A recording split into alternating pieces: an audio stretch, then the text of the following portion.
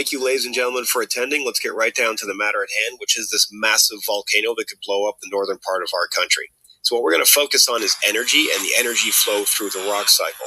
So volcanoes, as most people know, they have lava, which comes out of the volcano, and it will start to cool. This cooling process will actually turn these through the loss of heat energy and cooling into a different kind of rock known as an igneous rock. It's the only kind of rock that's formed through the loss of heat energy.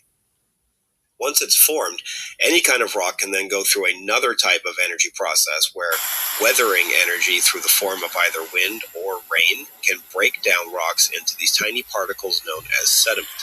The sediment will then sit there until erosion, which is another kind of energy where gravity will actually take these sediments and through a wash or just from falling from gravity can take them further downstream towards a riverbed or a lake bed. So what that happens then is you'll have a process where the sediment lays down on top of each other, layer over layer. This is going to create a lot of heat and pressure as the increasing energy on the bottom layers is formed by having layers sit on top of it. This downward pressure will actually cause a compaction and cementation process where the little grains of sediment will actually stick together and form a new kind of stone.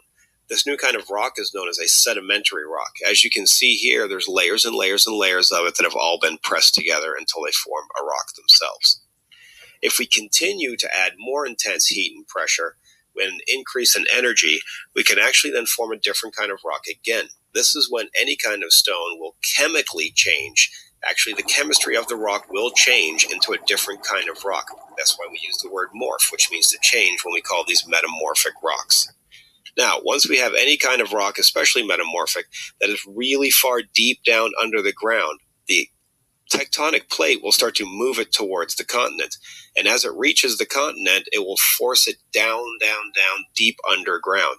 This is where you're going to have another type of energy source, where intense heat will melt the rock through increasing energy into magma. That magma is lighter than the crust, so it will start to rise. And as it rises, it pushes its way up, causing a volcano to form.